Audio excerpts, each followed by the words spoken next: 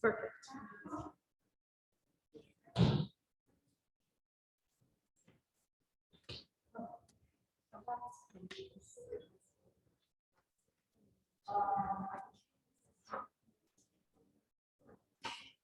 When you're performing, take your mask off.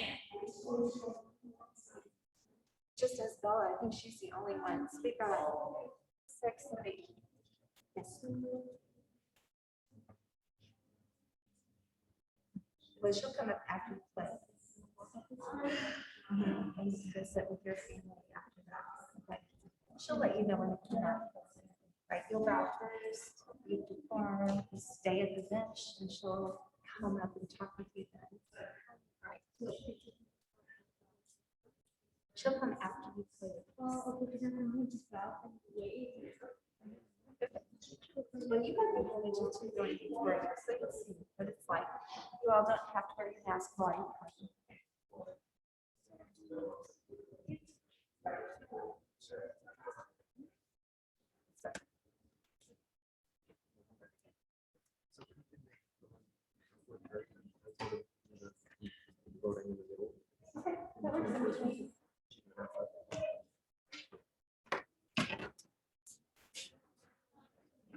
Thank you all for coming. My name is Evan Mitchell. I serve as president of Fort Worth Music Teachers Association. Can everyone hear me, by the way? Am I talking loud enough through my mask? Yeah. Okay. Cool. So welcome. We're so glad to be here in person and virtually. We have some people watching on Zoom as well. Grateful to Texas Muslim for having us. We're very excited to have Ms. Mona Rejino with us today for our music composer and all of our performers in the front row to play her music for us. So the first portion of the program today will be performances and a masterclass on Ms. Rejino's music. The second hour will be a presentation that Ms. Rejino has prepared for us. So I have her bio, and I'd like to introduce a little bit about her. I'll read it to you so you don't miss anything. It's very impressive. An accomplished pianist and teacher, Mona Rejino received her bachelor's degree in music at West Texas State, now West Texas A&M, I believe. Completed her master of music in piano performance at UMT, where she studied with Joseph Banowitz. She teaches privately, all ages and levels in Carrollton, and has been on faculty at the Hockaday School in Dallas since 2000. She also accompanies the upper school choir and private voice students there. Her teaching philosophy is centered around nurturing a love and lifelong appreciation of music for each individual student. Ms. Rejino is co-author of the Hal Leonard Student Piano Library and Adult Piano Method. She has presented workshops in over 100 cities throughout the United States and Canada, including sessions at the Music Teachers National Association Conference, World Piano Pedagogy Conference, National Piano Institute for Teachers and Young Artists, National Conference on Keyboard Pedagogy, and at many state conventions. She's a member of the Who's Who of American Women and is often in demand as an adjudicator for festivals and competitions throughout the Dallas area. In 2015, Ms. Rejino received the Distinguished Alumna Award from her alma mater. As a composer, Ms. Rejino draws much of her inspiration from the needs of her own piano students. Her numerous published works in the Hal Leonard Piano Catalog include solos, duets, collections of original compositions, and arrangements. She is the author of the newly released Essential Elements Piano Theory. We have a couple of materials Hal Leonard has provided for our members who are in attendance today, One of those is among them, the Piano Heavy Books, a comprehensive course designed to help students master theory concepts and apply them in a musical context. Mona and her husband Richard have frequently worked together, presenting programs on a variety of topics at local, state, and national conventions. They're parents of 2 children, Maggie and Adam. And without any further ado, here you go. Who wants to speak first? Sure. Please welcome Mona Rejino.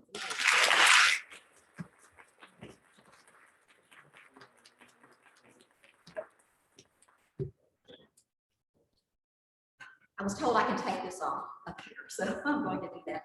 Anyway, I just wanted to thank the Fort Worth Music Teachers Association for inviting me to be here today.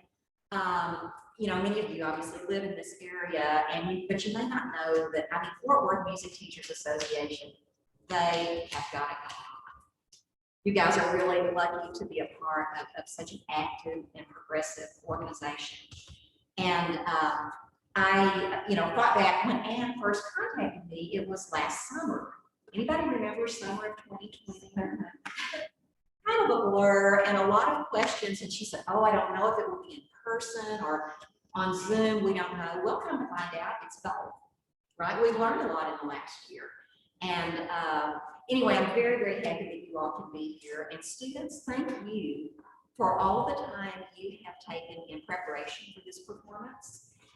We're going to have a lot of fun. So I want you just to come up here, do your best, and we're just going to kind of dig into the music and really enjoy it. So without further ado, we will begin with pianos. I'm going to sit. Well, I'll try that.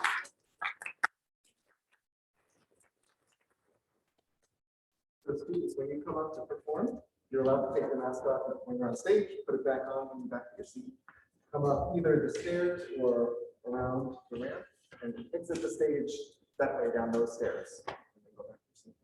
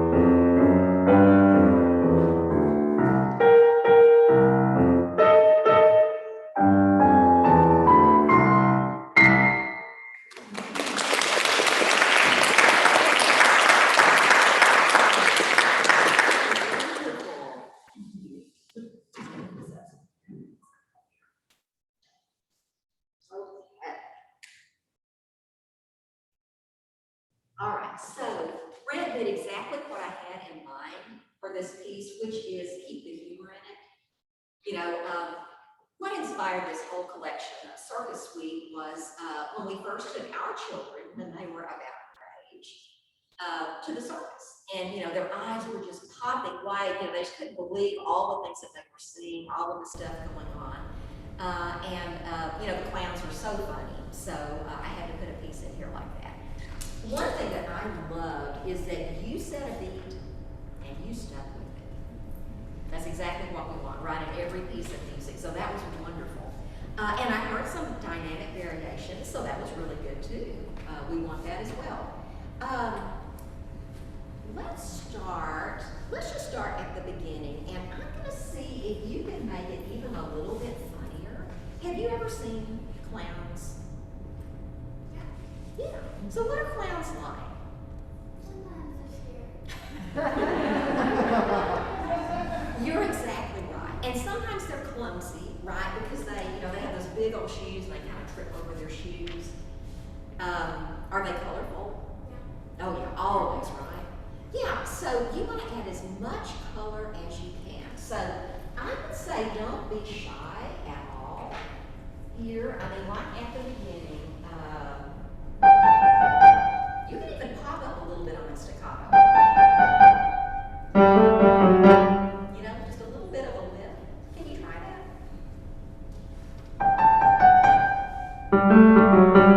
Yeah, that shorter staccato I think works really well. Good. So really, what do you think is the introduction to this piece before the A section starts?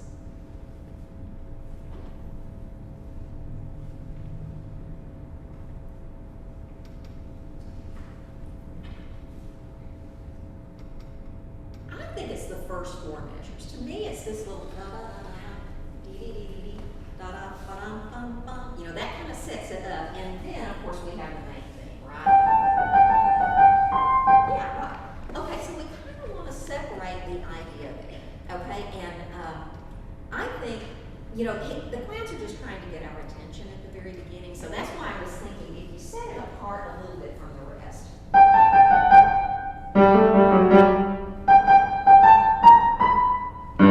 That's that, and then they start riding the unicycles. I don't think they really get on the unicycle until about measure 5. All right, so with that in mind, can you take it again from the top?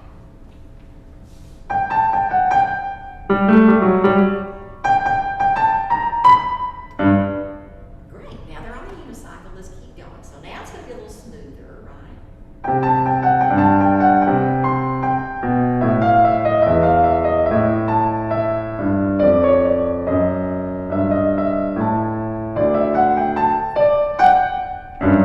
Yes, wonderful. I like it. Okay.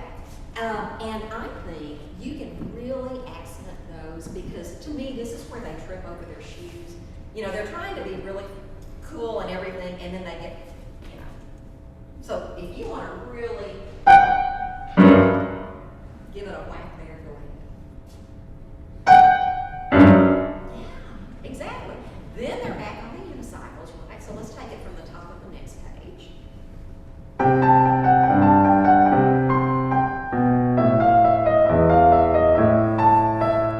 Yeah, great. Okay, so we kind of have the A section here, and then we've got this little sort of to me, it's almost like a chase scene where they're just kind of, you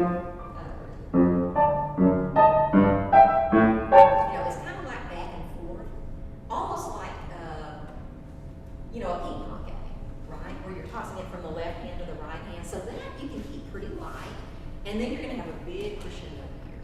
And you pretty much did that, but let's just take it from here to the end, please. So a little ping pong.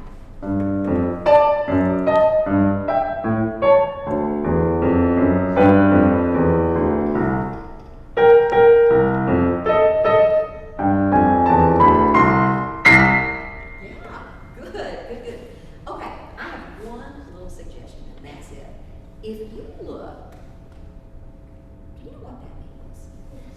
What does it mean? Yeah, can you reach that far? Can you reach your hands that far apart? If I reach my hands far apart, it's leaving in, so if I do that, It's, well, I had a feeling, I thought, you know what, I know you and your teacher talked about that, so that's okay. Just imagine in another couple of years, you'll be able to hit that low C. But I'm with you. I think you made the smart decision, which is play it where you have a really solid ending. Don't take a chance. So that was beautiful. Thank you.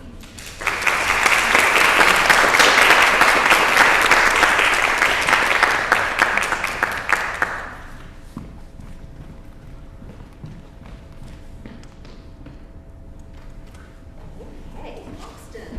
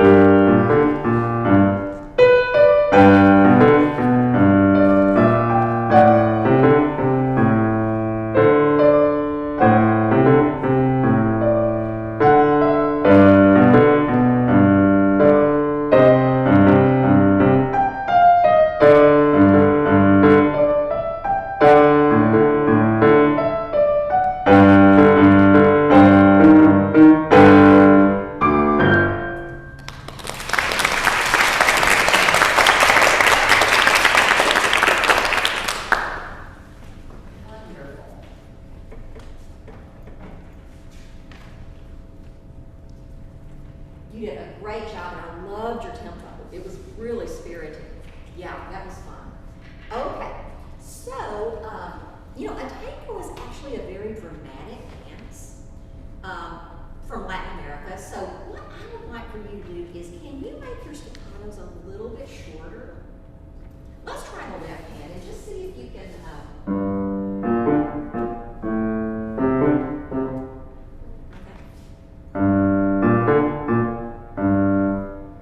Yeah, that was better. In fact, go ahead and do both hands. It'll probably be easier.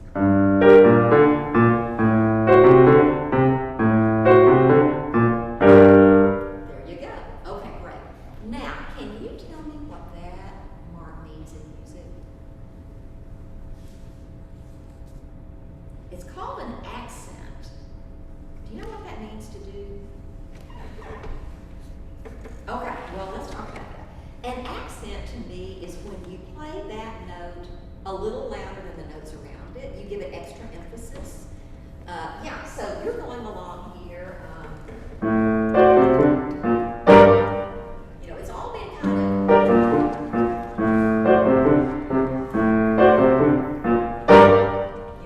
of final. Can you do that?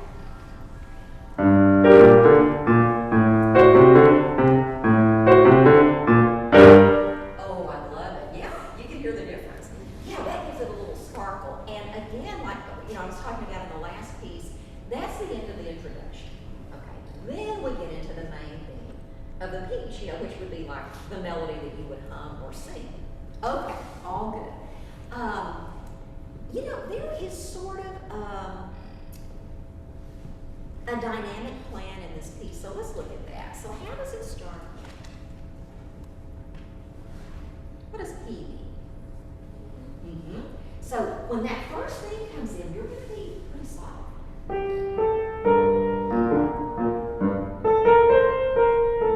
Right? Because in about 8 measures, what happens?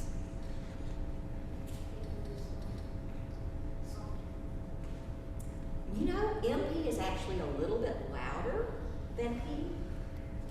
So this is mezzo piano. So this is the softest, a little bit louder, and then what happens over here? You're exactly right. Then it goes to M. Yeah, medium loud. So to me, this piece is sort of like one giant crescendo, you know? So let's take it from here and see if you can play it just a little bit softer, and then each one is going to move up a level.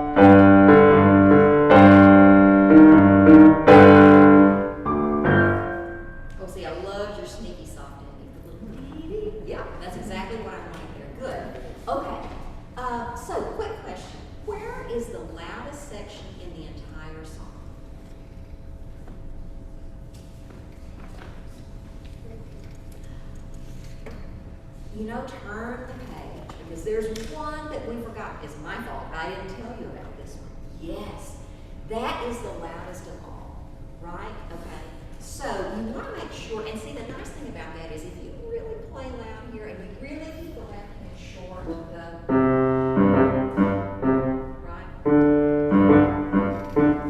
then it makes it a real surprising ending. You did such a nice, so can you take it from here to the end one more time? A little bit louder, more staccato, and then we can really enjoy your surprise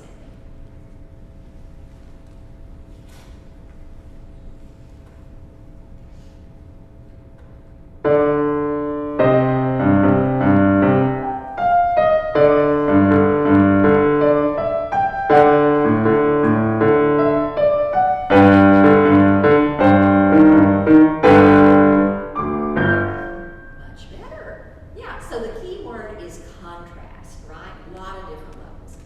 Good job, Max, and thank you so much.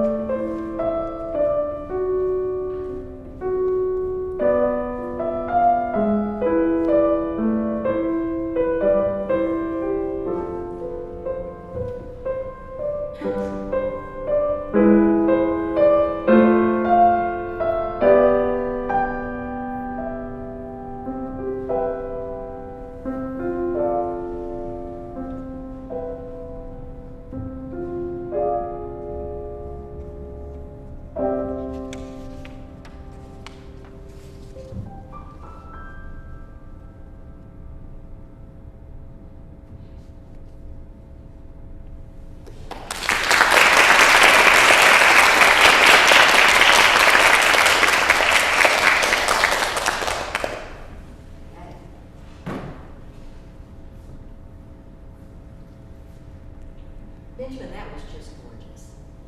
It was beautiful. You played with a lot of control. You know, you did exactly what you wanted to dynamically.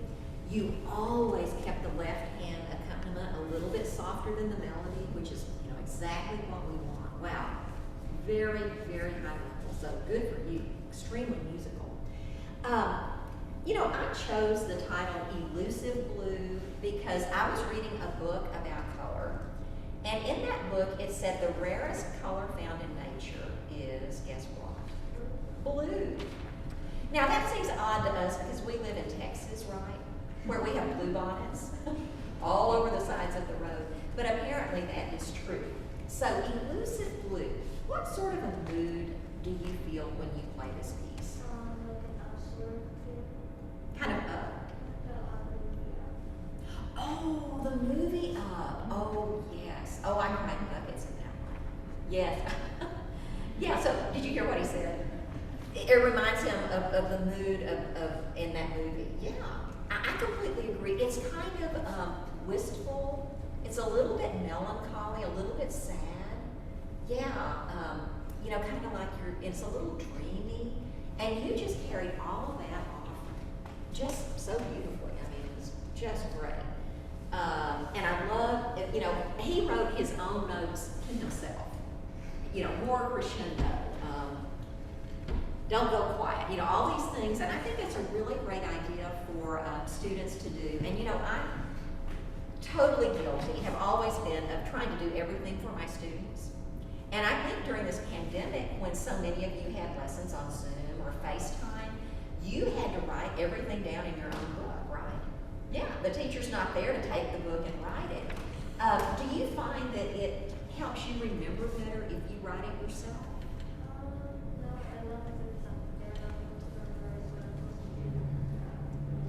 Okay, yeah. So anyway, but I mean, whatever you're doing is working. It was just absolutely beautiful, and I loved your pacing at the end. You took time before that rolled chord, and you let the sound just kind of float away. That was just a really beautiful performance. So thank you so much.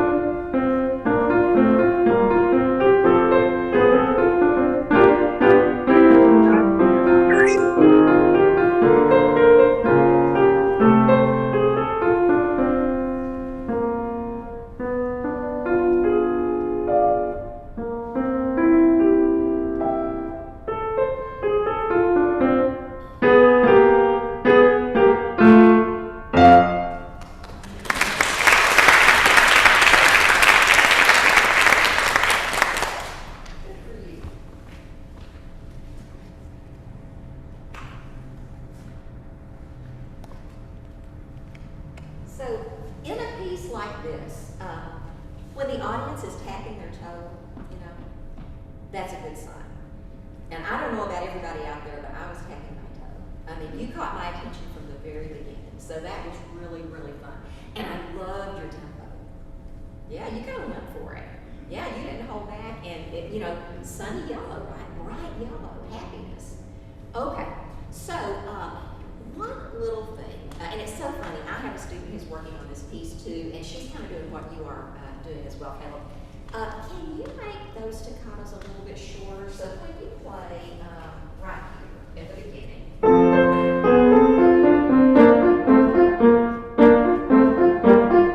make them a little bit shorter?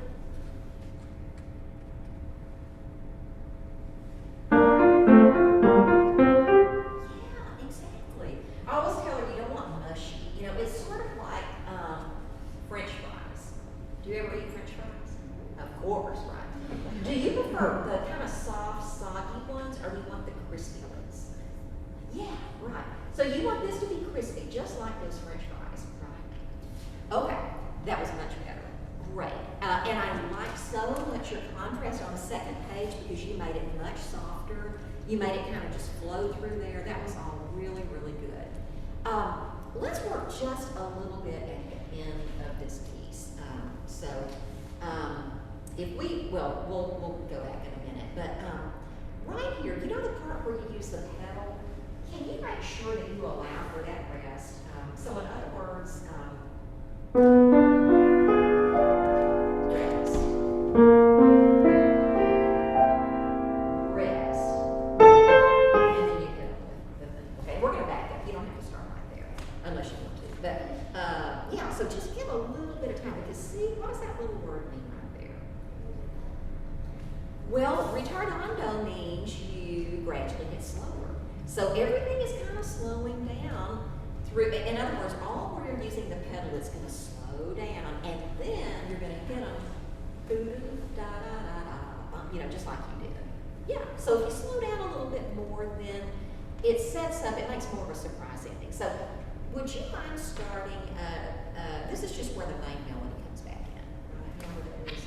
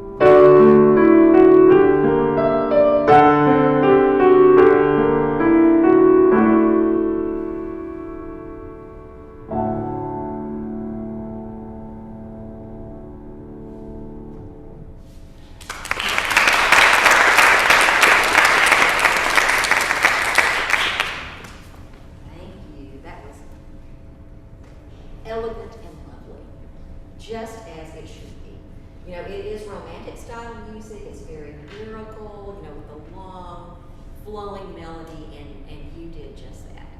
Yes, very nice. And you also had a lot of nice touches, you know, a lot of different kind of tonal qualities and colors. You brought a lot to it, so thank you for that. Do you know what I sort of had in mind for you? You probably don't, unless you're a mind reader. But in this little part,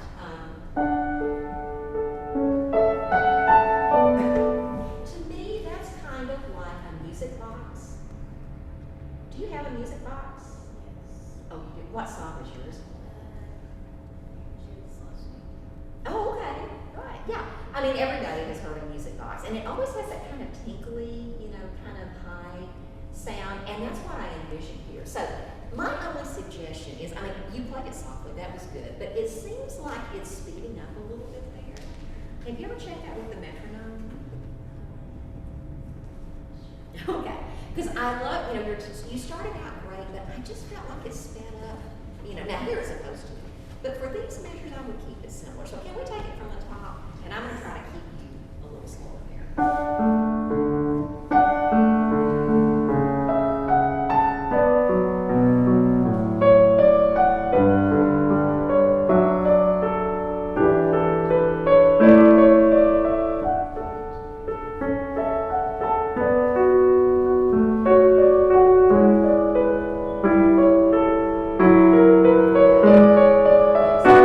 That was much better. Yeah. And I tell you what the culprit is. In other words, the thing that's making you do it is your left hand. Sometimes you just want to get a little bit of a jump on those. So just check that with the metronome, and that way you know that it'll be steady. This was very nice through here. Which part is more important here in these four measures, the right hand or the left hand? Yeah. Why do you think the right hand is more important? Yeah, the left hand is just a bunch of chords. You know, it's important from a harmonic standpoint, but the right hand is what we really want to hear. So if you can start there or anywhere before, see if you can soften the left hand a little bit so it doesn't cover up the right hand.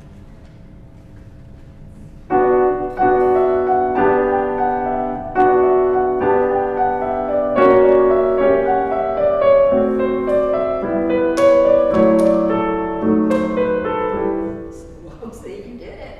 Yeah, just like a faucet. You don't have to turn it on. Just remind yourself to do that. It's working. Okay, and then what do you want to bring out right here? Oh, yeah, because two measures. You know, that left hand gets the melody. So there, I would let it sing out even a little bit more.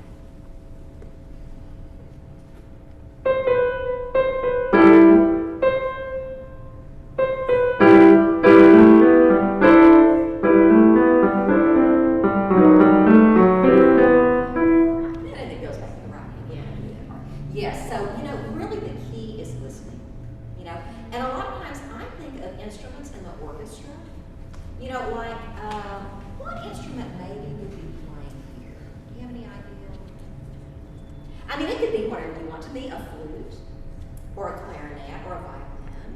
You know, it would be a higher instrument. Now, you would probably want a different instrument for this left-hand melody. Maybe a cello, you know, one of the big string instruments. Yeah, so think of shifting it from one instrument to another, and then I think that kind of helps you with the sound. But this whole middle section was just beautiful. I loved your obligato. That was so nice, and your ending was just gorgeous. So thank you. Very nice.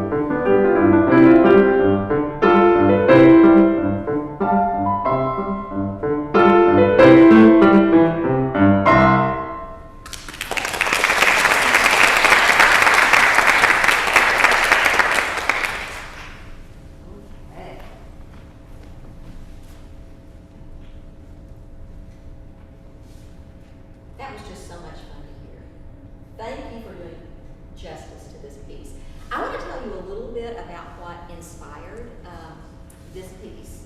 Well, actually, this whole book is called Impresiones de España. And back in the days, do you remember the good old days when we could take big vacations? Yeah. I'm sorry. Long ago. Isn't that? Yeah. But, you know, fingers crossed that's going to happen again. But yes, so fortunately in 2019, pre-pandemic, my husband and I took a 2-week excursion to Spain. And we went to the central part of Spain, where Madrid is right in the heart of Spain, and then down around the southern coast. It was a magical trip. And when we got home, I told him, you know, I'm so inspired by just everything that we saw. And you know, the tapas and the culture, the history, you know, the people were very joyous, really happy people. And that just inspired me to want to write a piece about each of the cities that we visited. And so that is how this book came about. Now, Madrid, which was the first city that we went to, the reason I wrote this piece, which is so lively and happy, is there were so many people performing, just street musicians and street entertainers. You know, you would just walk outside your hotel, turn a corner, and there might be a group of 8 or 9 musicians just playing in the street. You know, just wanting to share their music with whoever happened to be walking by. There were jugglers. There were, you know, I don't know what you call them, but they're like statues. Have you ever seen those? Real life people, but they're like a statue, you know, and they're all painted up and everything. You know, there was just something going on everywhere, and it was a very vibrant city, and so that's why this piece kind of sparkles, and you brought that sparkle to it. I really loved everything that you did with it. I'm going to make one itty-bitty little thing for you to think about, and it's not written in the music, so there's no way that you could know this, but I think right here, when you're going from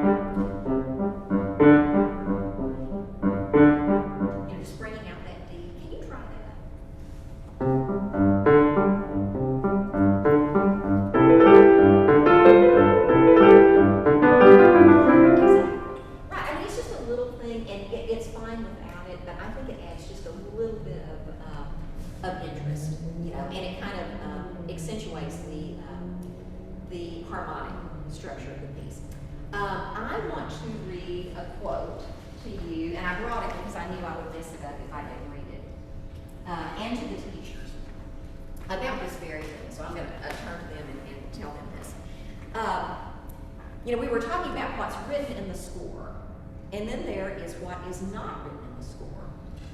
And years ago, in fact, I looked it up, it was in the April 2013 edition of the New Yorker. We take that magazine, and so my husband, who is also a musician, opened it up, you know, when we got it, and he goes, well, look at this. There is an article titled, "Every Good Boy Does Fine." We all know that. And he said, I can't wait to read that. So the article was by a very fine pianist named Jeremy Dink. And here is one of the quotes from that article. "Teaching makes you understand what your own teachers must have endured. Frustrations as great as any performers." I mean, if we're really honest, like I think back on when I was a young student, I had a habit of using atrocious fingerings. Because I was kind of an ear player, you know, don't ever do that. You don't, you're way better than I was. But, you know, we think back to those things that we did, you know, it's like, oh, my poor teacher. But then, here's what I love. 90% of a teacher's job is directing students to read what's plainly on the page. The other 10% is attempting to incite their imagination about what's behind and between the notes, what could never be written down in any score, you know? And it is just so very, very true. So we have to go a little bit beyond just the black ink on the page and put a little of ourselves into it, and you did a wonderful job. Thank you.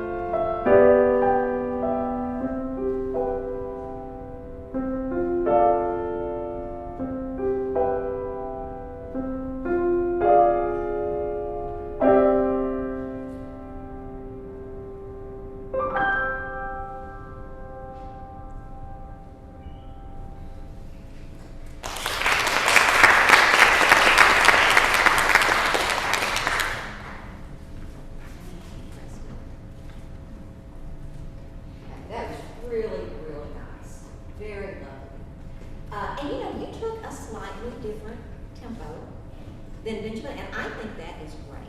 You know, it was just a little bit different, and there's no perfect tempo for any piece.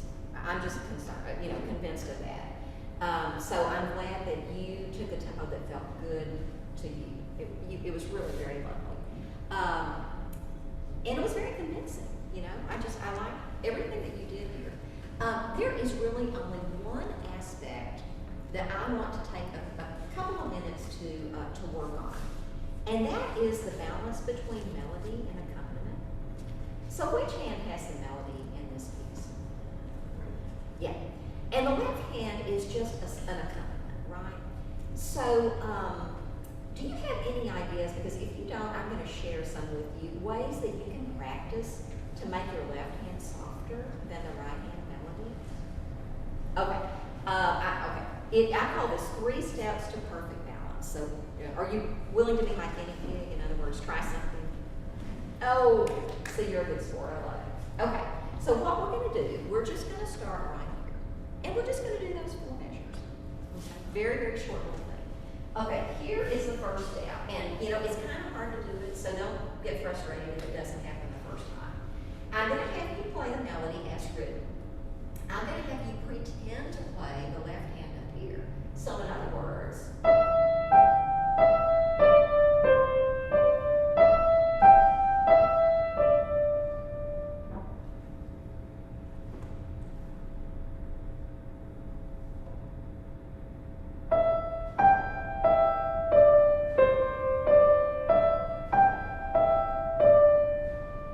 that was pretty good. Let's do it one more time, just so you kind of get the feel of it, and then we'll go to the next step.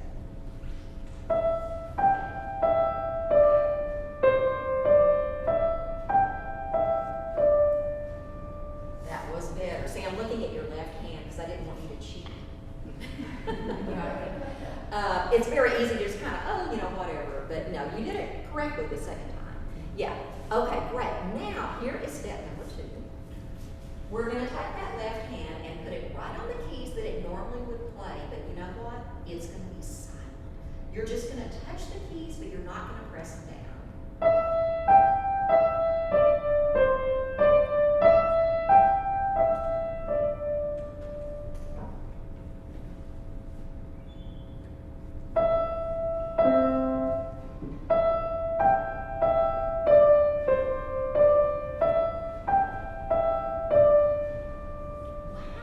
Nicely done. It usually takes my students about 4 or 5 times to be able to do that. You got it the first time. Great.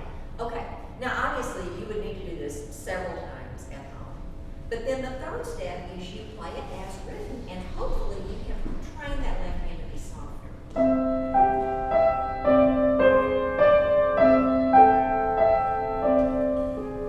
Let's see if even that quick little practice helps a little bit.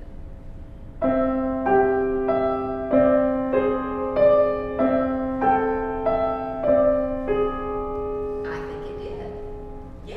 So listen for that. I would take sections of this piece and practice the whole section. Step 1, step 2, and then step 3. And I think your balance will be perfect. But beautiful job. Thank you.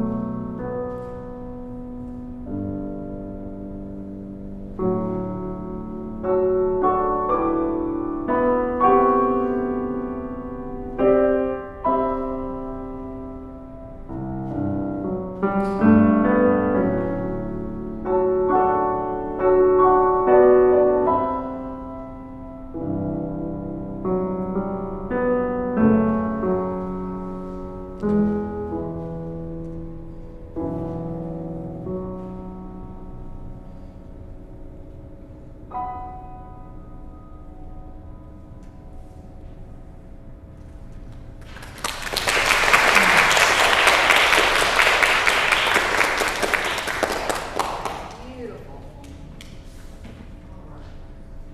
So, you know, the name of this piece is Aurora, and the subtitle is New Dawn. You know, so you're thinking about, you know, again, if you were in some beautiful place, maybe in the desert, and the sun is rising, and you see, what colors might you see? I mean, when the sun's rising, if you look at the sky.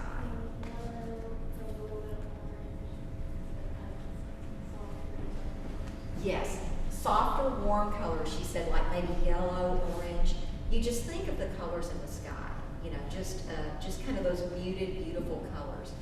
And another reason I wrote this piece is my mother-in-law's name was Aurora, and I love her very much. So I thought of her when I wrote this. So you're doing a beautiful job with the legato and all of that. I think the main thing you need to do is play out a little bit more on the louder parts. I feel like they're a little bit timid. You're holding back a little bit. And that way you'll have more contrast. So, you know, it says MF at the beginning. So maybe a little bit more like, you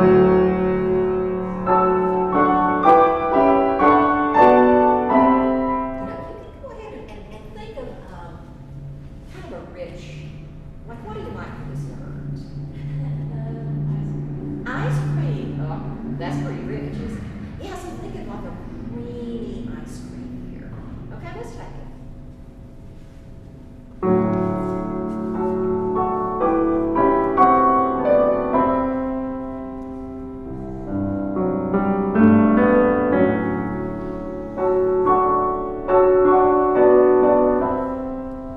Yeah, see, that's a little bit better, and I still think you can do even more. So you can work on that with the right hand. Just don't be afraid to bring it out a little bit.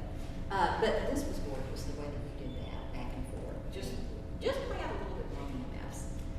Oh, and my goodness, I love your transition. Yeah, that whole little part going into the middle section was just, I wish I could play it as well as you did. I really like the way you paced it. It just made a lot of musical sense.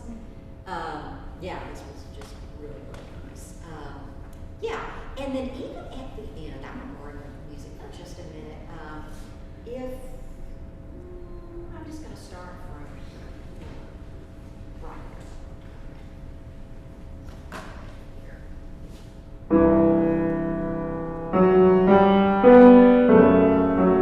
See, I think you can lean into that a little bit. MP.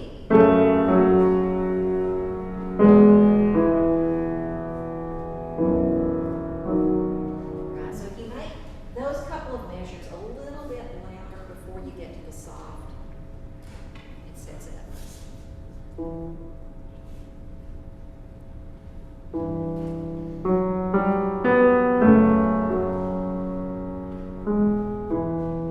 But you know what, don't back off too much. How about, you know, you can lean on this one and you can lean on this one, the downbeats.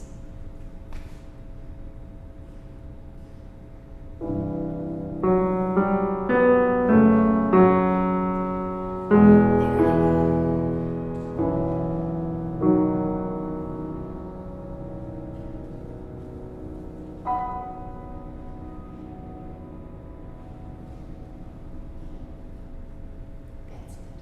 That's it. And I love seeing on the front of her music, you know, isn't it nice to reach your goals? She had written, goal, spring semester masterclass. You achieved your goal. So good for you. Thank you. Thank you.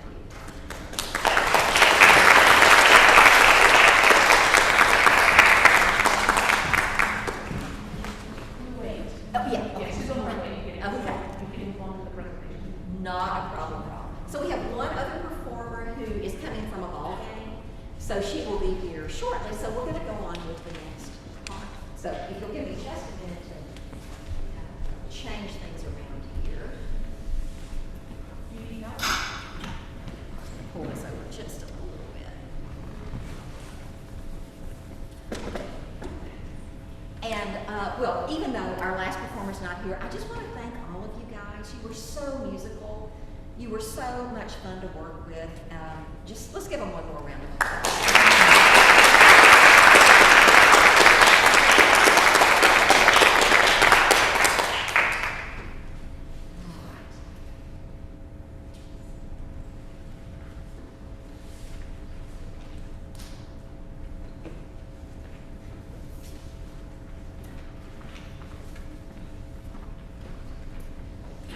Now I realize this is probably not a very good place because there was a reason you put this in the middle, wasn't there?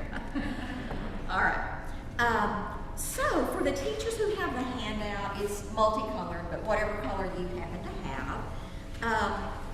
What I wanted to start with is just sharing with you some ideas that I use in lessons that I just find to be really helpful. You know, little things to help our students learn how to play a little bit more by ear to improve their ear training. Just some fun things that you can do, getting them to explore the keyboard. So this is just a little of this and a little bit of that, but we're going to start with playing by ear. So how many of you, any of you pianists out there, did any of you start out just kind of playing by ear, picking out melodies on the piano? There's one. Is that Caleb? Okay. Oh, there's another one, Grant. Yeah. Okay. Not so many though, huh? Okay. Well, you know what, guys? I did too. So you're not alone. And picking melodies out is a really great place to start. And I think as a teacher, even if we have students who are not inclined to be ear players, we can still help them get to that point. So what I like to do is start with what I call playbacks. And I will sit at one keyboard and do this, and then have the student sit at the other keyboard and do it. Or if you only have one keyboard, it's very easy. If the teacher sits here and plays, you know, you can just cover your hand, put a little piece of paper or something, and then the student is going to play back what they heard you play. So for example, I would, with a very beginner student, I would start on the black keys. You know, 3 black keys, it's easy. Fingers 2, 3, 4, right? And I would probably start with something like this. Very, very simple. And then I'm going to see if just by ear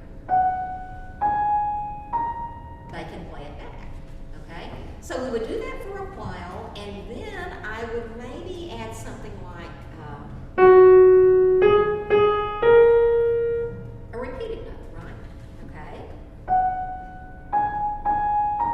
See if they can hear that extra note in there. When they get better, I'm going to try to throw them a curveball.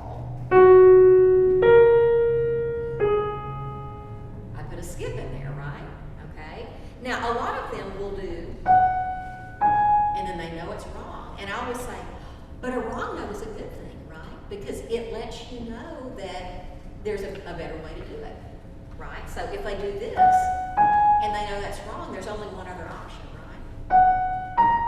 And then they'll get it. So we start with those, honestly, almost at the very first lesson, you know? And then as they progress a little bit, we move to 5-finger patterns.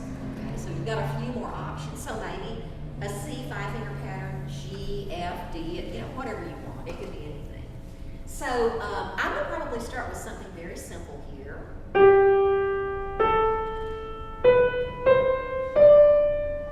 Okay, and you know, the thing that's interesting is they're having to listen to the rhythm and the pitches, right? So it's sort of like rhythmic dictation and melodic dictation at one time, but you just don't have to write it down. You're just playing it by ear. And then, you know, if they get really comfortable with that, I might start at the top and come down. Okay? Then we're going to put some skips in.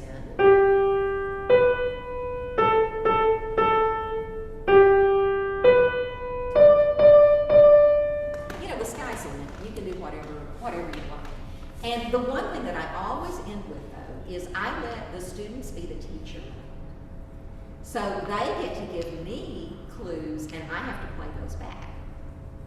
And that can be rather humbling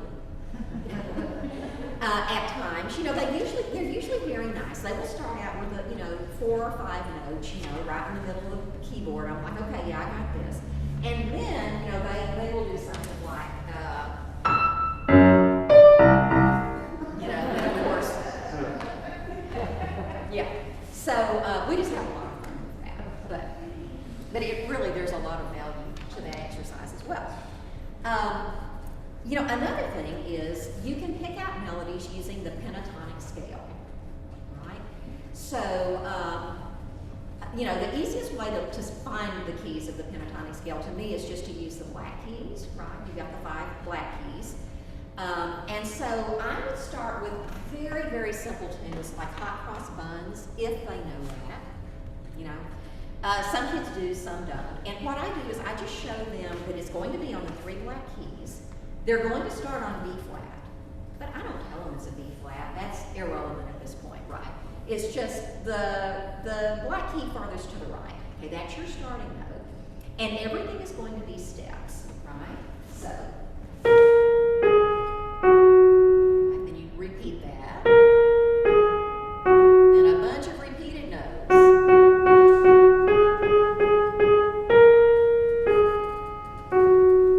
That's probably the simplest one that I know of.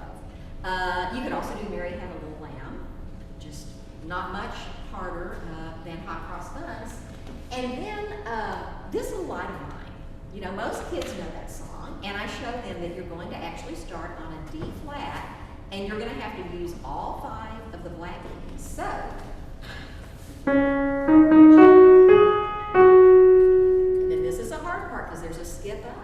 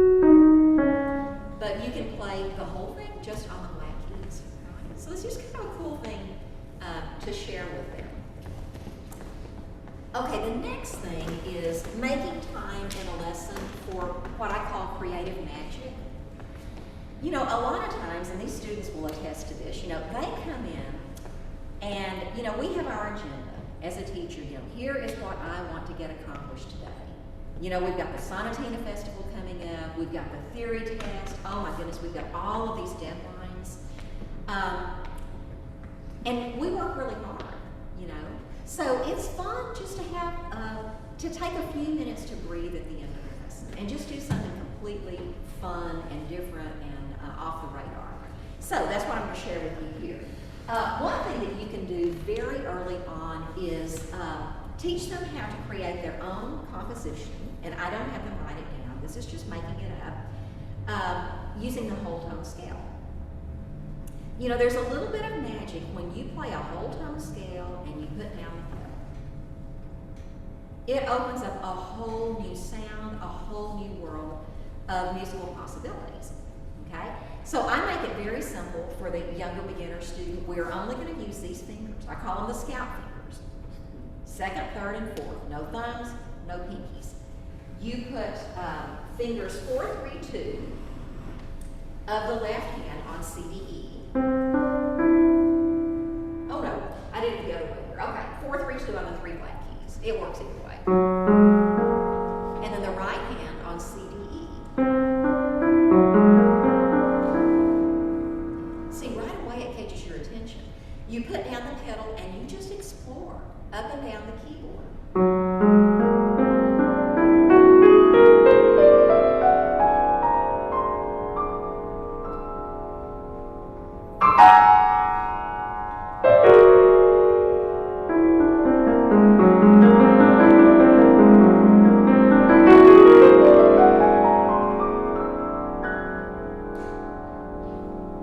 And you know, if you think about the kind of weather that we've had the last few days with all this rain off and on, you know, light rain, and then sometimes a thunderstorm, you know, you can do like a little weather piece.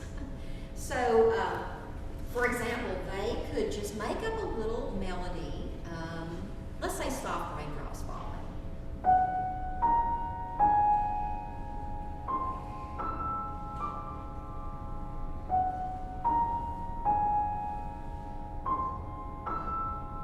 Maybe it gets a little more intense. And then here comes the thunderstorm.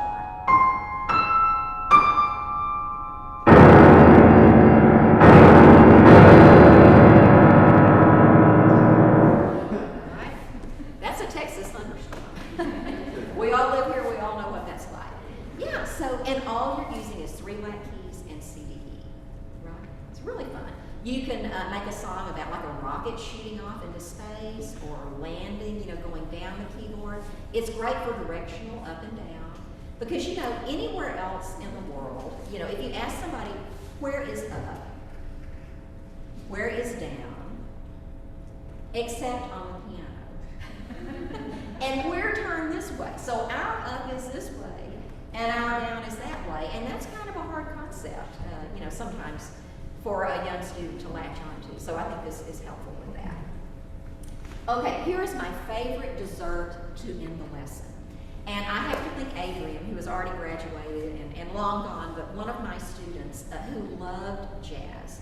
So we just kind of made this up at one of his lessons, and it has stuck, and my students still love it. So I would have him play a jazz 5-finger pattern. So to me, the one that fits the best under the hand is the one where you start with F.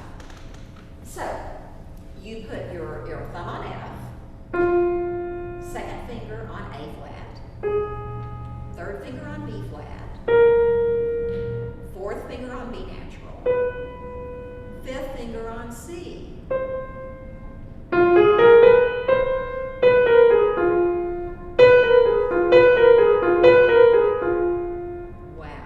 It's so much fun, right?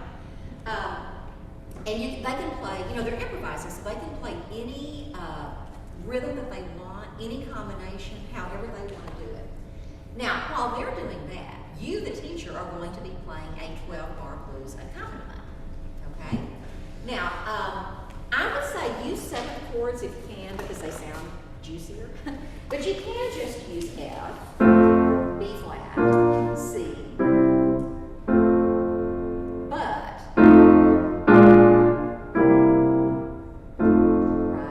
the 7th chords add a little bit of luster to it. So, you know what would be fun is if anybody, it could be anyone, a student, a teacher, whomever, would come up here and play that same 5-finger pattern that I just mentioned, and then on the other piano, I will play the teacher part. Is there anyone who would be willing to do that? You're hired. Come on up.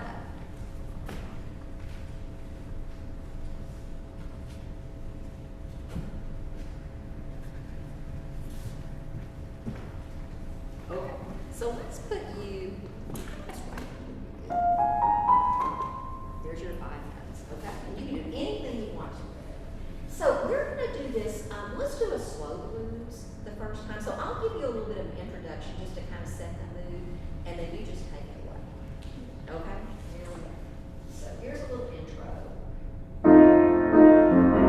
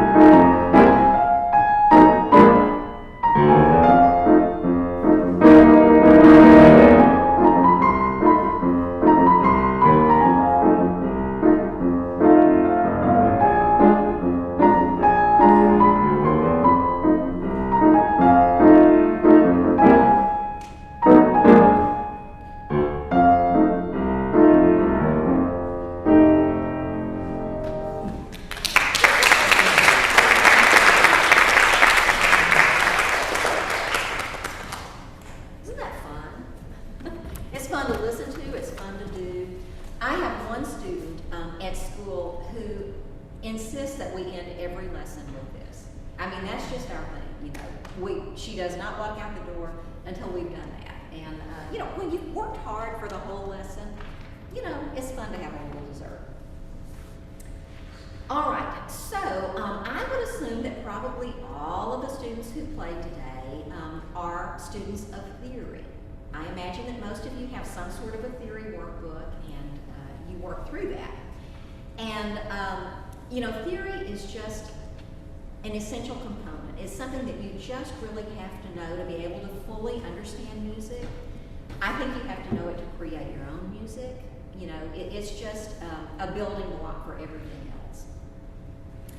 So I wanted to share with you, before we look into this theory book, a little story. And this was the very first year that I was a piano teacher. I will not tell you what year that was, but I'm sure the gray hair gives a little bit of it away. Let's just suffice it to say it was decades ago. Very first year. Okay, so a boy named Elliot, he was 8 years old, 3rd grade, came to me for piano lessons. And, you know, Elliot was really a wonderful student in many ways, and he was very unique. He had a great ear. Oh, boy. And he loved to play by ear. He was also very creative and imaginative, you know. He just really interesting student. But you know what? Elliot is dyslexic. So reading music for him was a challenge. And back in those days, we didn't know as much about that as we do today. So I was not at all as helpful as I should have been, or wish that I were. So it is about, I'm going to say 4 weeks or so before the recital. Okay. So Elliot is supposed to play a Bach 2-part invention. Now I'm going to fast forward here because he's a sophomore in high school. And I should tell you that, by the way, every year, all of my students had to take the state theory test, right? I mean, it was just a requirement in the studio. So Elliot had done all these theory books, all these years through here, from 3rd grade up through 10th grade. He didn't like it, but he did it because he had to, right? So it's a month before our recital, and I'm feeling really nervous about this Bach invention, and I'm sure that Elliot was as well. So he walked into my studio one day, just with this big grin on his face, and I said, well, why are you in such a good mood? And he didn't say a word. He just walked over to the piano, and he sat down and played the most brilliant arrangement, his own arrangement of Greensleeves. I hadn't helped him one bit with it, had no idea he was even working on it. So, and it probably went on for 2 or 3 minutes. I mean, it was like theme and variations. It was really beautiful. So when he finished playing and I had kind of picked my jaw up off the floor, you know, I looked at him and said, where did this come from? And he said, well, you know, I play viola in the school orchestra, and he said, we're playing Greensleeves. And I thought, you know, I could make my own arrangement of Greensleeves on the piano. And boy, did he ever. And then he looked at me. This was what was so precious. He said, you know, I knew exactly what scales and arpeggios to use. I knew, you know, interesting rhythms and ways to vary it. I knew good sounding chord progressions. I knew how to modulate from one key to the other. And he said, you know, all that theory stuff really helped. And I remember, I just wanted to go. After what, 8 years, you know, it finally clicked. He understood why the theory book was important. And see, that's what I missed as a young student. You know, my teacher gave me an orange theory book. I have no idea who wrote it or anything. But I would dutifully do whatever pages she assigned and then set it aside. And then I would practice my repertoire, which back in those days was pretty much classical technique, sometimes a little bit of pop, sometimes some hymns. So I would practice all of this music, and in the back of my mind, I thought, so what's the big deal about this theory stuff? I mean, how is that going to help make me a better pianist? You know, because that's our ultimate goal. I didn't understand the connection between the music and the theory. And Elliot pointed that out So that when I wrote this set of 8 theory books, Essential Elements Piano Theory, that was the whole basis, is that whatever concept students learn, it is going to be applied directly to music. So for those teachers who have the book, if you'll get that out, we're going to just walk through a little bit of it. Where did I put it? Oh, here it is.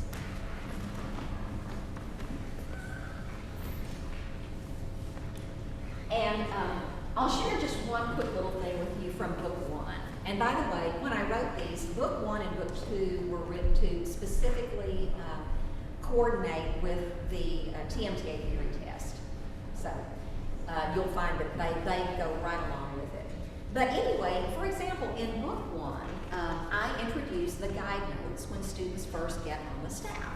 Of course, everybody pretty much knows the guide notes. You've got bass F, middle C, and treble G. Right? Thumbs can share middle C, very easy to play those. So we do a couple of pages of basic exercises, recognizing those notes, writing those notes. Then I do ear training that consists of just those 3 notes, exercises, so that they get that sound and kind of that pitch in their ear. And then you turn the page and there's a little song called Evening Bells. You put the pedal down, you use only those 3 notes.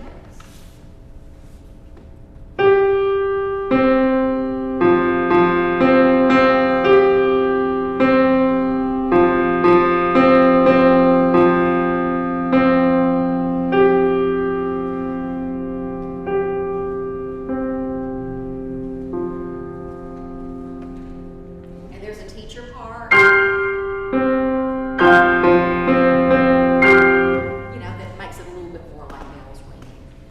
So then, they understand, oh, okay, this is where it's all going. So let's fast forward 7 books from there to level 8, which is the last book in the series, but I just want to show you where they wind up.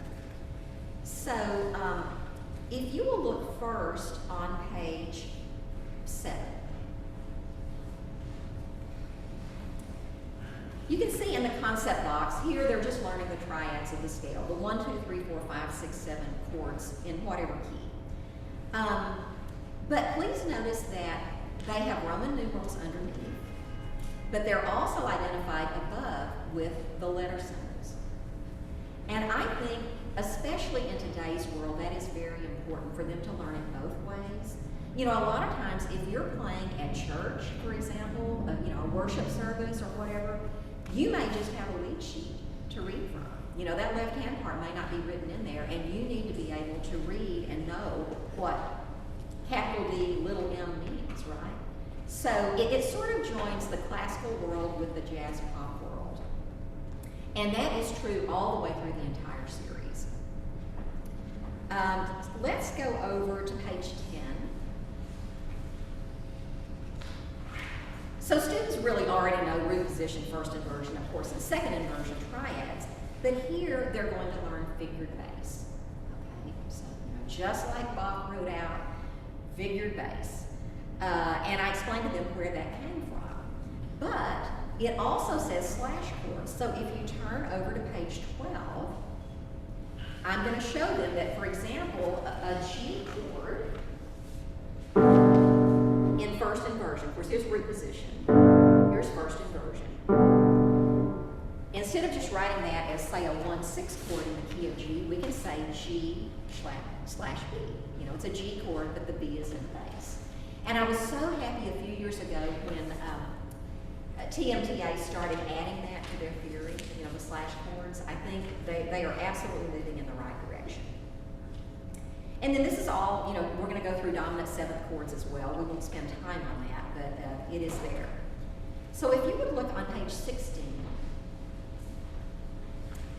students actually already learned how to play a lead sheet back in, I think it's in level 5. But this is a review of a lead sheet, and it takes it a little bit further. So it says, by using a combination of root position and slash chords or inversions, you can create smooth chord progressions in lead sheets. All right, so the piece, the lead sheet at the bottom of the page, is Wayfaring Stranger. And of course, all that's written out on the staff is the right hand melody. Okay? The left hand is just written in the letter symbols. And this takes me back to my high school days. I was fortunate enough to play in the jazz band in high school and in college. It was great fun. But I remember I had just made it in high school, and the first chart that my band director handed out, to everybody, I looked at it and I went, what? And I raised my hand and said, Mr. Cobb, there's no left hand here. And he was kind of put out with me. And he comes over and he points to the letter symbols and he goes, and don't play them all in root position. It sounds clunky. So I was like, I couldn't wait to get to my piano lesson that week and get my teacher to help me figure out what to do with this left hand. So this is showing students exactly what to do. So I go ahead and have them write the 4 chords that they're going to use to harmonize this melody with. So they're going to write them down under number 1 on the staff, and then they're going to plug them in and play Wayfaring Stranger. And they can use any combination of blocked and broken chords that they want. But to me, what sounds the best is when you have a busy right hand, a lot of movement in the right hand melody, block chords fit really well. If you have a whole note, as you have here, tied to a quarter note, it's great to fill in with broken chords. So I might do something like this.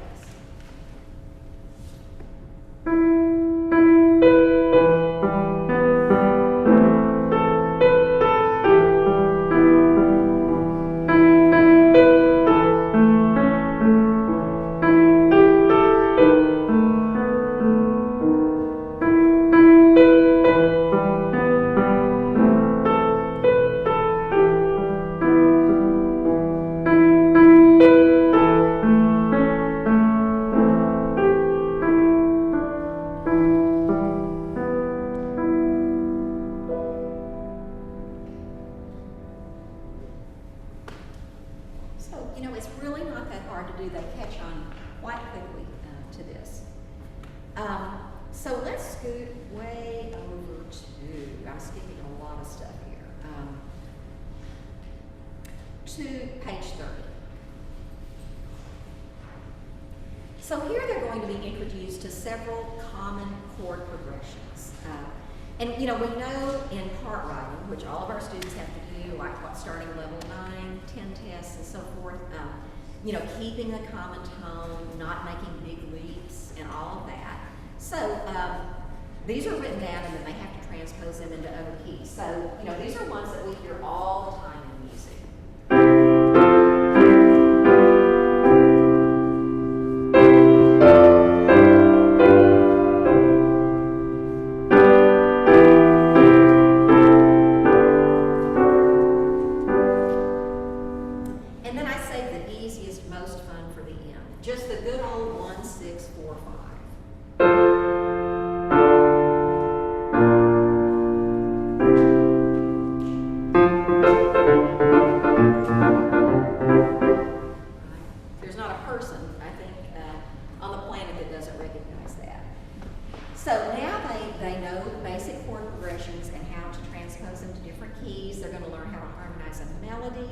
And then on page 34, I'm going to show them several different accompaniment patterns for when they want to make their own arrangements.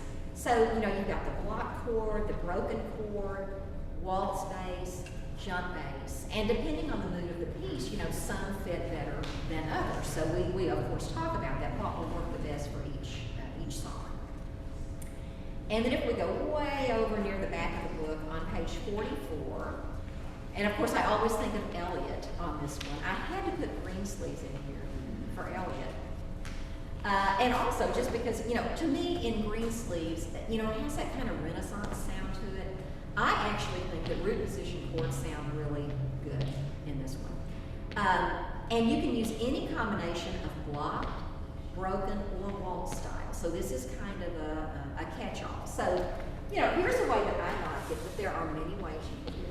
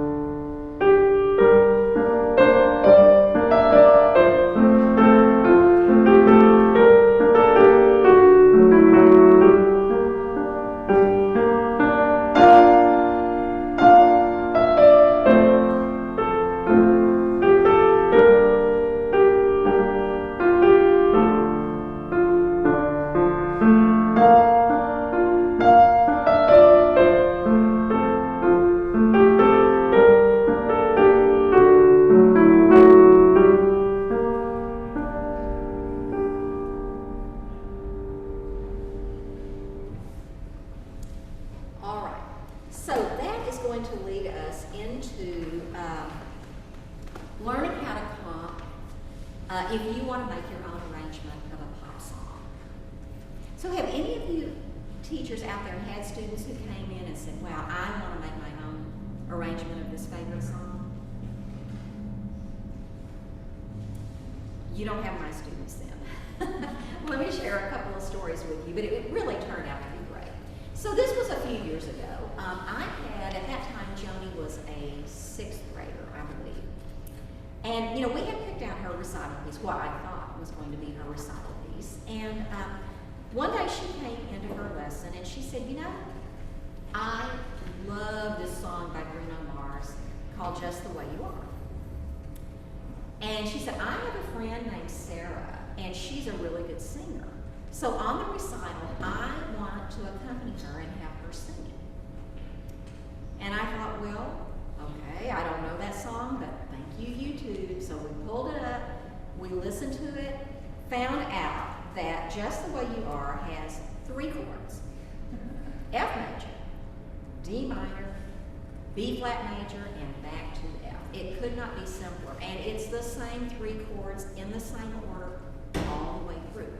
So if you flip over to the back sheet, we talked about, okay, well, if you do this, we're not going to have you do it. And, we're going to use good voicing. We're going to keep the common tone, keep everything close, just like you learned to do in the theory book. So we came up with, basically,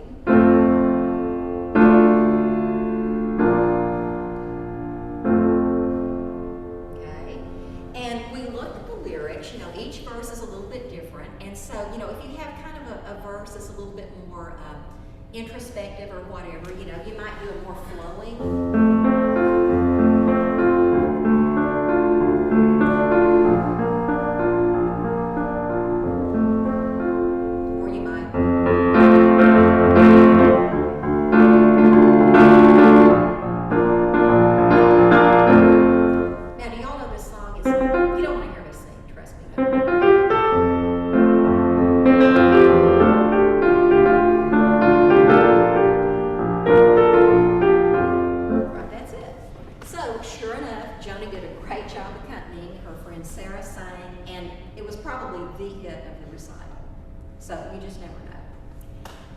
I also had a student that very same year, I don't know what was in the water that year, who came up to me. She was an 8th grader, and she wanted to accompany herself, and she is actually quite a good singer, and play Adele's Hello. Remember that one?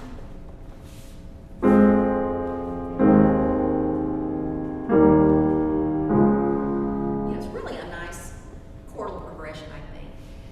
So, we listened to it and we figured out, the 4 chords that are used, and the only difference between the verse and the chorus is the chords are in a different order, but we figured that out. So, she was able to, and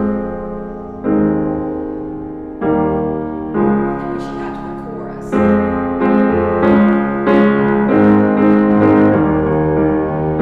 right? Not that hard. And we talked about how, if you transpose that of a third, then you would be all on the white keys, which is a little more friendly, for the fingers, depending on how advanced your student is. So, those students gave me a wonderful idea of kind of thinking outside the box, and I have students do that a lot now, and it's really fun. Okay, is our other performer? Oh, she's here. Okay, great. Well, then we're going to shift gears here for a minute and hear her play. Isabella, right?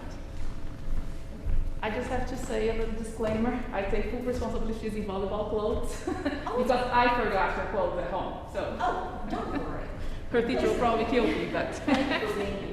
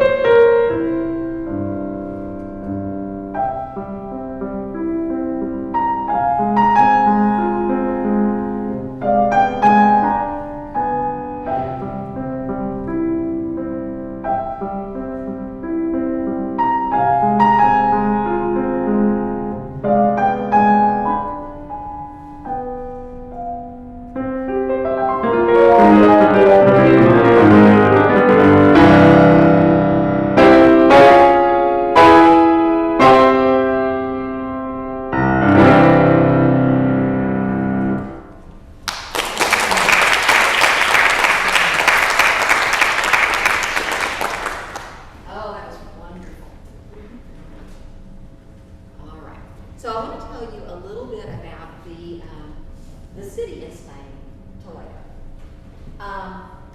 When we got to Toledo, we took a trip to Spain, and it was a feast day.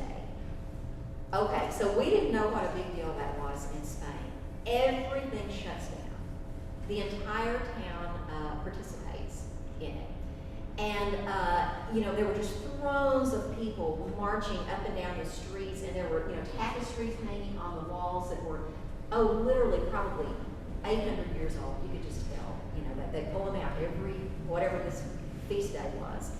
And it was just really special, really an experience I'll never forget. And they have the most exquisite church.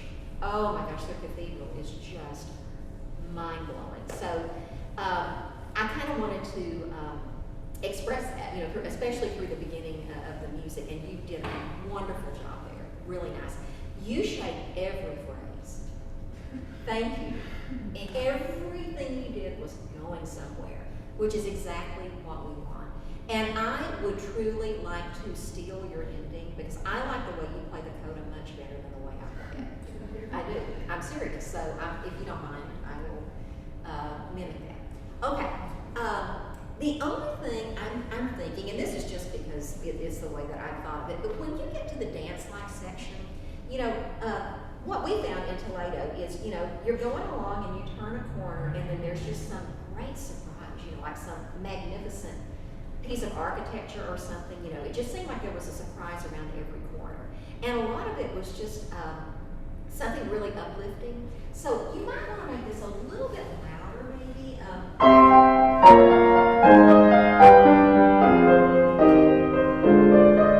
Maybe a little bit more joyful, if you want. I mean, yeah, just to contrast it a little bit more, because we know it's going to get softer here. So I would probably play out a little bit more there. You had a beautiful silky scale that was gorgeous, just gorgeous, and like I said, your ending was. I love the tempo you took here. You really picked it up, and I like that. So, yeah, just great job. Thank you.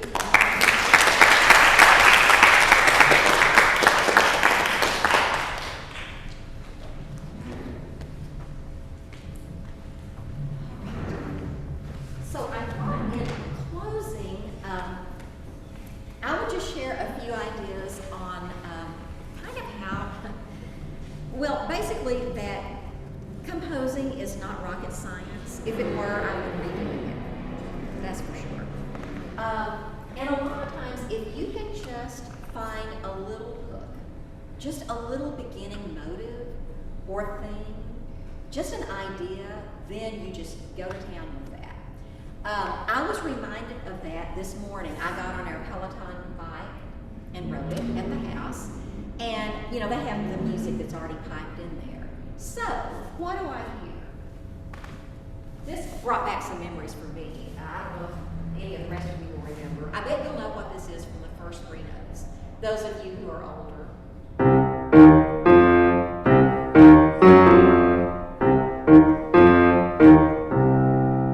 Does that ring any bells? Smoke on the water, right? Yeah, that's a guitar lick that goes all the way through that piece that was, such a big hit, like a rock hit way back when.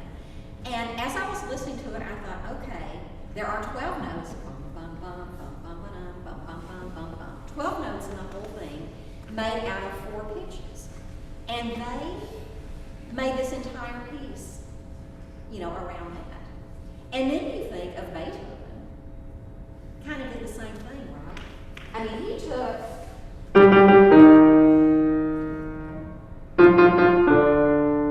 4 notes, basically. He took a 4-note motive with mostly repeated notes, only really 2 pitches, and made an entire symphonic movement based on that.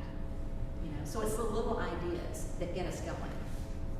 So I'm going to share just little bits of 3, all happen to be early intermediate level pieces that I have written, and just kind of how you can take this simple idea and build on it. So Pagoda Bells is all pentatonic. We were talking about the pentatonic scale just a little while ago. here's the melody.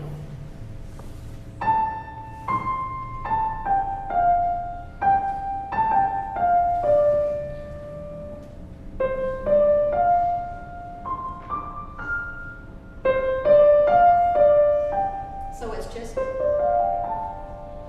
that's the whole A section. And then for the bell part, I just did intervals of a fifth, you know, blocked and then broken. So here's the A section.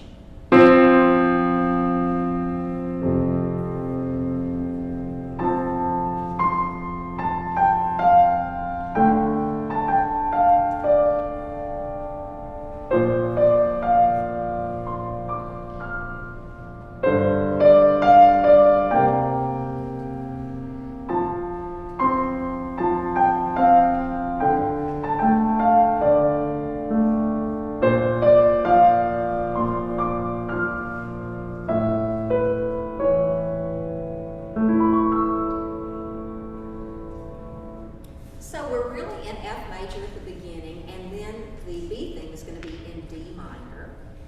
All of you good theory students know the relationship between F and D is that they're relative, major and minor. So the reason I put an A major triad there is because that is the dominant, of course, in the key of D minor. So that sets us up to get us in the new key. And if we skip over to the very end of the piece, I always tell my students that in music, there's a lot of copying and pasting. You know, just like we do on the computer. You take a paragraph and you move it somewhere else. So that's all the ending of this piece is the same little pattern, you know, going up the keyboard and then back down.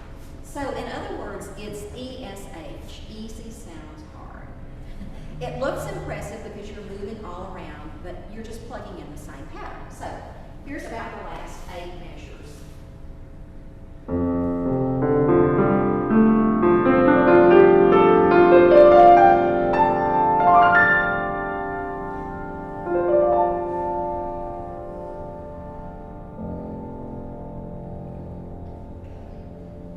You have the final bell at the end. Another one I'd like to share with you is Mountain Splendor. And if any of you read the question and answer that went into the newsletter, I mentioned this piece. So I'll just briefly tell you that many years ago, my family, we were on a vacation in Oregon.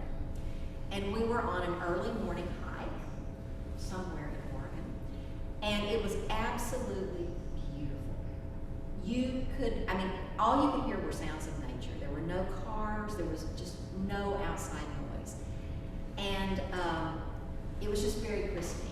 And so as we climbed higher and higher, we stopped to rest. And I had this melody and this harmonic progression going through my head, but I thought, you know what, if I don't write it down, I'm gonna forget it.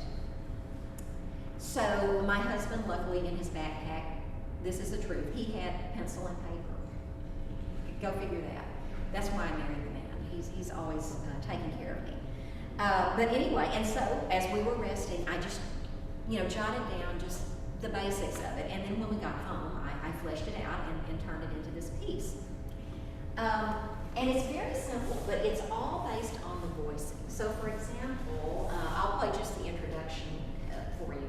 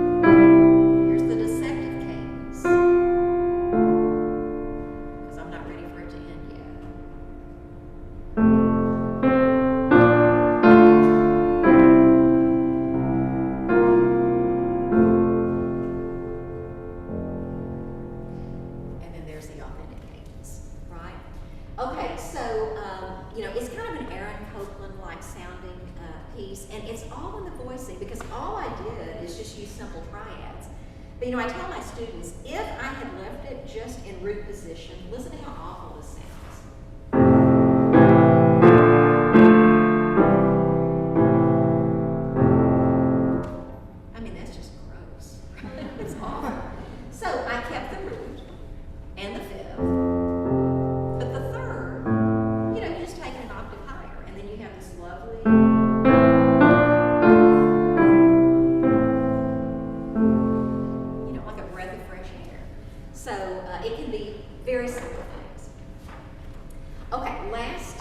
thing I'm going to share with you. Yeah, we're running short on time. I would like to play for you something, and it's not published yet, but it is in production, and it should be out soon. And it is a new 3-movement jazz sonatina, probably on the intermediate to late intermediate level. I'm not sure where they have plugged it in yet, but it's called Impressions of New York. And you know, New York is such a diverse city, and that's one place I want to go back to when things get better. So I wrote each movement about a different part of the city. So the first one is strolling the Upper West Side. And what I envisioned here is, you know, it's a very posh neighborhood, you know, the fancy brownstone homes that climb up for, you know, stories, and, you know, beautiful tree-lined streets that are shading over. And there's a lady in her high heels walking her poodle up and down the street. So, you know, very sophisticated, very posh. So that's the first movement. The second movement is a little grittier. We cross the bridge and go over to Brooklyn. So it's called Midnight in Brooklyn. And what I imagine here is you're sitting in a jazz club just listening to some great music. It's like a trio. And so you've got the bass line, you've got the melody, and then you have like a middle voice, which happens to be in the thumb, and you have to really shape that. So, you know, from a musical standpoint, it's challenging. And then Grand Central Station. You know, my take on Grand Central Station is it's organized chaos. You know, everybody is racing to catch their train, and they're looking at the monitors to make sure they get there. But it's like they all, you know where they're going. So that is the third movement. So here is Impressions of New York, and I will leave you with that.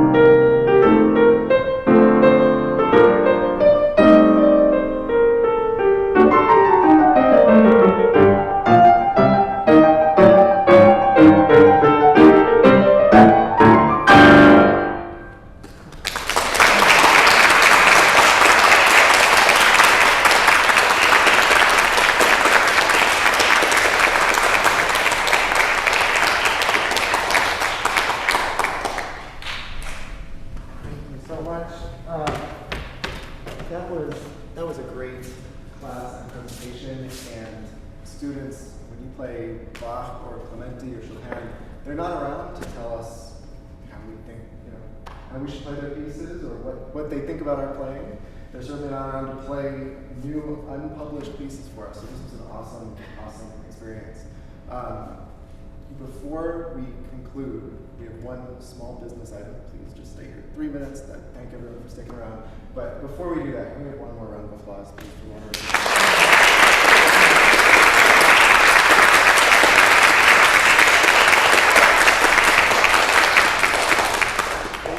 Thank you, students, for playing and preparing, and teachers for getting them so well prepared, and the parents for bringing them and sticking around. We have one very brief business item. I'm going to ask Cricket Hackney to please come up. Cricket's serving as our secretary on our executive board and chaired our nominating committee for a new slate of officers. She'll read us the slate of officers. Their bios went out in email. If you want to give any bio highlights, just introduce everyone. And then I'd like to thank as well, we have 3 board members who will be vacating their positions. Linda Banfi is here. She's been our treasurer since 2015 and has done an awesome job. It's a very labor-intensive role, and we thank Linda.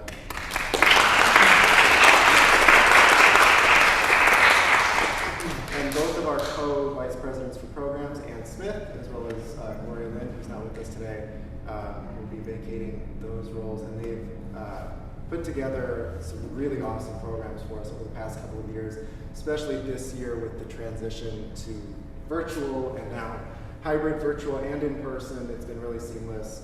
So thank you, Ann and Gloria, so much.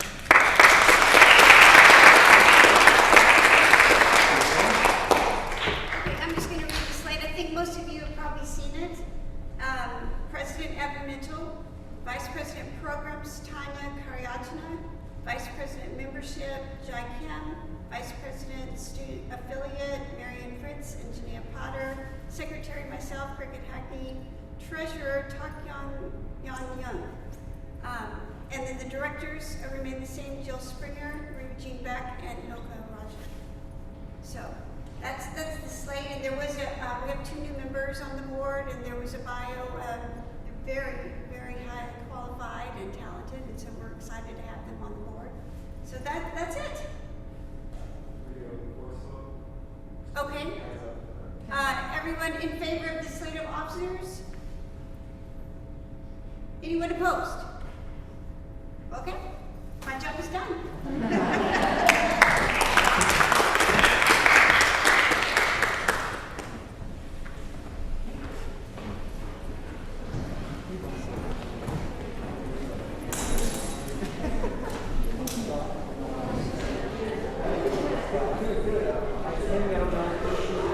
If anyone has questions or wants a photo op with our guests, come on up.